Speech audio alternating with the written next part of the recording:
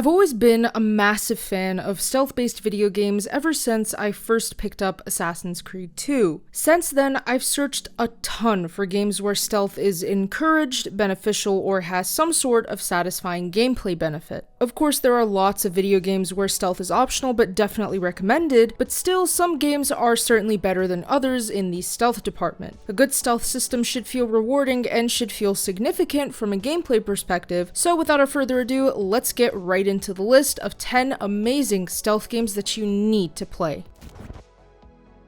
Splinter Cell Blacklist is probably one of the most iconic stealth games out there. Blacklist is about Sam Fisher, a highly trained operative who works for the 4th Echelon as he fights off threats against the United States. The 2013 title combines both action and stealth, letting players take on different approaches for each mission. In Blacklist, you get lots of tools and gadgets to help navigate through the many levels. What sets Blacklist apart is its emphasis on choice, and this is really one of its best features. You can choose to play missions in 3 distinct styles: Ghost, which is pure stealth, Panther, which is stealthy and aggressive, or Assault, which is just pure aggressive. This flexibility ensures that players can tailor their experience to their preferred playstyle, making each mission replayable and offering a fresh challenge each time. The story in Blacklist is about a terrorist group called the Engineers who are planning attacks against the United States. As Sam Fisher, you work to basically take down these engineers and stop their plan for good. It's a pretty neat setup for an action stealth game that has a lot of unique moments. Dishonored was developed by Arcane Studios and released back in 2012, and it's a personal favorite game of mine and one of the few games that I've replayed several times. I personally consider it a master stealth game, and it does a great job of combining fantasy with melee-based stealth. Set in the city of Dunwall, you play as Corvo Atano, a bodyguard turned assassin seeking revenge for being framed for the murder of the Empress. Dishonored does a great job of mixing supernatural powers to contribute to its stealth gameplay. You get things like teleportation, possession, time manipulation, and more. You can even summon rats to take out your enemies from a distance. Alongside crouching, using darkness as cover, tools to help manipulate technology around you, a crossbow, and a sword, you pretty much have the setup for the ultimate stealth game. Dishonored has a lot of emphasis on choice and how it impacts the overall progression of the story. You can choose to go totally non-lethal, or you can just assassinate enemies left and right. This impacts the chaos system of the game. The higher the chaos, the darker the ending of the story, and vice versa. It's really good for replayability because you can get a different outcome through different playthroughs and strategies. If you don't mind a bit of an older game, then you should definitely check out 1998's Thief the Dark Project and 2000's Thief 2 The Metal Age. The two games were developed by Looking Glass Studios and are some of the most iconic stealth-based games out there. If you ask anyone for a fantastic stealth title, you're bound to hear them list Thief 1 and 2. You play as Master Thief Garrett living in a steampunk-inspired world. Garrett is embroiled in a conspiracy and complex story that goes well beyond just stealing.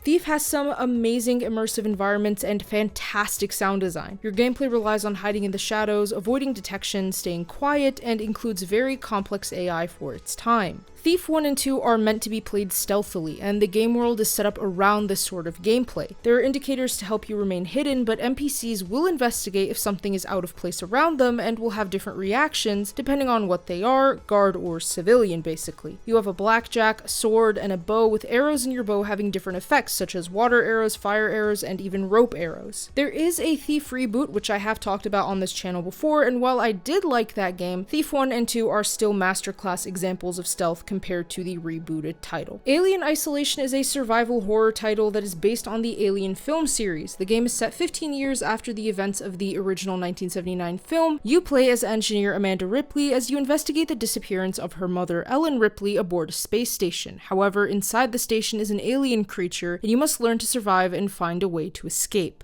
The alien is an enemy that cannot be killed with tools you gain access to throughout the game. Instead, your goal is to avoid combat, and because of that, you have limited ammunition. You have to use tools like Molotov cocktails and noisemakers, as well as take advantage of fire. The alien itself is very advanced, AI-wise, and reacts pretty well to your actions and learns from your behavior as a player. There's also the option to use your microphone, which then lets the alien itself hear you and find you. It's pretty neat for a stealth game premise. A lot of stealth games don't seem to follow the survival horror genre, genre, but Alien Isolation is a great example of the two genres of stealth and survival horror combined. A Plague Tale: Innocence, developed by Asobo Studio and released in 2019, is a story-based stealth survival game set in medieval France during the height of the Black Plague. You play as Amicia de Rune, a young girl who must protect her brother Hugo when their family is hunted and killed by the Inquisition. Much of the stealth in this grim game is based around avoiding soldiers and hordes of rats. You have to use your environment and your tools to your advantage, and you cannot be detected unless you're in an action scripted sequence, basically. But for the most part, detection equates to instant failure of a level. You also have to coordinate your actions a lot with Hugo, as you have to protect him the whole time. Combat is based a lot around Amicia's skills with a sling, so it's a different take on gameplay because you don't have your traditional knives, guns, or bows. A Plague Tale: Innocence is honestly one game I cannot stop recommending. It's one of the darkest games I've played from a narrative perspective, and it seriously feels more like a horror game sometimes, but it's probably one of the most compelling out there. Definitely a must play. Assassin's Creed Unity did get a lot of flack when it first released due to glitches and technical issues, but since then the game has been fixed and is one of the best stealth experiences in the series. Assassin's Creed Unity is set in the French Revolution, where you get to follow Arnaud Dorian, an assassin who is seeking revenge. Unity features a very robust stealth system, letting you crouch, use the environment for cover, and allows you to blend through crowds to avoid detection and complete missions. There's also a ton of tools like smoke bombs and more to let you take out large groups of enemies without being caught. The Phantom Blade is also a unique take on the iconic Hidden Blade, giving you a long-distance weapon to take out targets, turn enemies on each other, or put them to sleep. There's also a co-op feature in Unity where you can play with others to finish certain missions, but you can try to go about them solo if you're feeling skilled and adventurous. The Unity story wasn't my favorite in this series, but I have to admit that the stealth and parkour are very satisfying in this game, though most Assassin's Creed titles are pretty good for stealth-oriented players. Styx: Master of Shadows is a stealth game where your objective is to stick to the shadows and survive. You play as Styx, a goblin with arcane abilities that help him out in his work, such as letting you go invisible or detecting hidden enemies. The stealth mechanics are robust in this game, and you have a lot of emphasis on verticality and manipulation of the environment. Guards and soldiers adapt their behavior depending on the actions you undertake. There's also some RPG game mechanics like unlocking new skills, weapons, and more. Styx: Master of Shadows is a prequel to Of Orcs and Men, but you'll probably be able to understand what's going on anyways, and if you're more focused on the gameplay, you'll enjoy it as well. There's a sequel called Styx: Shards of Darkness, which also has a heavy focus on stealth gameplay, so if you enjoyed this title, you'll probably enjoy its sequel. The story is also pretty interesting as well, and the setting is heavily inspired by dark fantasy, which in my opinion is one of the best fantasy subgenres ever. Deus Ex: Human Revolution was released in 2011 by Eidos Montreal and is a cyberpunk-themed action RPG that has a heavy focus on stealth mechanics. The story takes place in a dystopian future where people can augment themselves with advanced technology. You play as Adam Jensen, a security specialist turned agent. Human Revolution is a prequel to the original Deus Ex title and takes place in the year 2027. The story explores a lot of different interesting themes like transhumanism and the rise of megacorporations, which are great for a dystopian game to explore. The game uses first-person shooter and stealth mechanics, and there is a lot of choice involved in the overall gameplay. You can use full stealth and avoid guards, stay hidden, and use lethal or non-lethal melee takedowns. You can also go in guns blazing if that's more your style, or switch between the two for different levels. Deus Ex: Human Revolution has an interesting system with the augmentations that can do things like eliminate fall damage, increase strength, and more. For the most part, if you want a stealth game in a more technologically advanced setting, then you should definitely check out Deus Ex: Human Revolution. If you're familiar with Hideo Kojima and don't mind a bit of an older game, then check out Metal Gear Solid. The 1998 adventure stealth video game is one of the best stealth titles out there and has a really neat story. You play as Solid Snake, a soldier who must infiltrate a nuclear weapons facility to neutralize a terrorist threat called Foxhound, a special forces unit gone rogue. The gameplay is based around stealth, with your goal to remain undetected. You can crawl under objects, use boxes for cover, duck and hide around walls, and create distractions to get enemies away from you. There's also tools like infrared goggles, but you can also use a cardboard box as a disguise, which is definitely unique for stealth games to say the least. There are cinematic cutscenes and great voice acting, and the series itself takes place in an alternate history where the Cold War kept going into the 90s, which is a cool idea that sets up well for a stealth title. Watch Dogs is an excellent game that combines open world gameplay with stealth-based combat and integrates all of those things with an advanced hacking system. The 2014 Ubisoft title is one of my favorite games out there and does a great job at combining the sort of GTA open world style with tech and more. You play as Aiden Pierce, a vigilante hacker who is seeking revenge for his niece's death, and the story takes place in Chicago in the near future. The most unique system in Watch Dogs is the ability ability to hack the world around you, manipulating the infrastructure of the city and more to your advantage. You can hack traffic lights, security cameras, create distractions, hack enemy phones, and more. It really does feature a lot of gameplay elements made for stealth, which is one of my favorite parts about it. Watch Dogs is best played in my opinion when you're using stealth, and although you can go in guns blazing, I don't really find it as fun. You get access to a lot of different weapons, including ones that are of course better tailored for stealth. The story is really engaging and interesting, the voice acting is great, and the game balances cutscenes with gameplay really well. The open world is also not boring at all, and there's plenty to do everywhere. And with that being said, thank you all for watching. If you enjoyed that video, feel free to leave a like and subscribe with notifications set to all so you never miss out on a single upload. Comment below which of these games you'll try next, or if you've played them, which one is your favorite. Don't forget to check out our website for gaming news, guides, and more. The link to that, as well as all our other important links, are in the description below. Thanks again, and I'll see you all in the next one.